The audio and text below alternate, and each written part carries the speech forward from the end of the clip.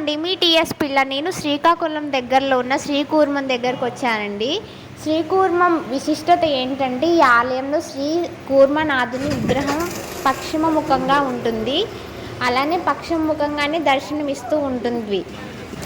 ద్వాపర యుగంలో శ్రీకాకుళంలో ఉమారుద్ర కోటేశ్వర లింగ ప్రతిష్ఠ చేసిన బలరాముడు శ్రీకూర్మం వచ్చాడు. అక్కడ క్షేత్ర పాలకుడైన భైరవుడు అతన్ని అడ్డగించాడు. దాంతో అతడు భైరవునిపై ఆగ్రహంతో అతన్ని గిరగిరా తిప్పి విసిరేశాడంట. ఇది తెలిసిన కూర్మనాథస్వామి బలరాముని దర్శన భాగ్యాన్ని కలిగించాడు.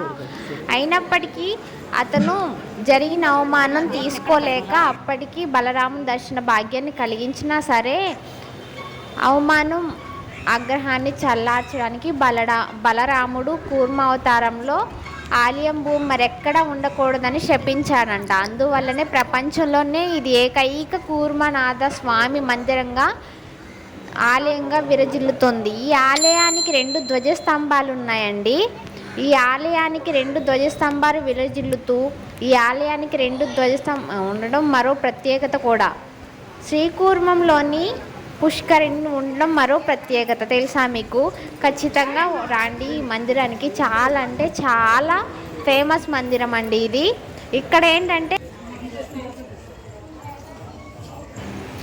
శ్రీకూర్మంలోని పుష్కరి అడుగు భాగం నీరుతో కలిసిన మట్టి తెల్లగా తలతల్లాడుతూ ఉండడం కూడా ఒక విశేషం. ఒక మహర్షికి శ్రీకృష్ణుడు గోపికలతో సహా వచ్చి ఈ పుష్కరిణిలో జలక్రియలాడుతూ కల్పించాడంట. అందువల్లనే ఇక్కడ ఉన్న పుష్కరిలోని మట్టి చాలా తెల్లగా మారిందని చెప్తూ ఉన్నారు ఇక్కడ వాళ్ళు. అలానే ఈ మందిరం శ్రీ కూర్మనాథ స్వామి దేవస్థానం దగ్గర శ్రీకాకుళం నుండి 15 కిలోమీటర్ల దూరంలో శ్రీకూర్మ గ్రామంలో ఉందండి. శ్రీ మహావిష్ణువు కూర్మావతారంలో ఇక్కడ స్వయంభుగా వెలిచాడంట.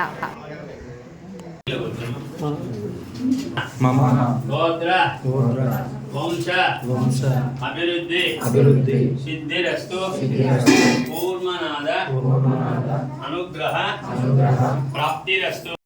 అందువల్లనే శ్రీ మహావిష్ణువు కూర్మ అవతారంలో ఇక్కడ రోజు పూజలు అందుకుంటూ ఉంటాడు. ఇక ఆంధ్రప్రదేశ్లో ఇది కూడా ఒక మంచి ఫేమస్ మందిరం అండి. ఖచ్చితంగా రండి, విజిట్ చేయండి. ఇది 11వ శతాబ్దం నాటిదంట ఈ మందిరం. ఇక్కడ వాళ్ళు చెప్తున్నారు. నేను వచ్చాను ఈ మందిరం కానీ ఇక్కడ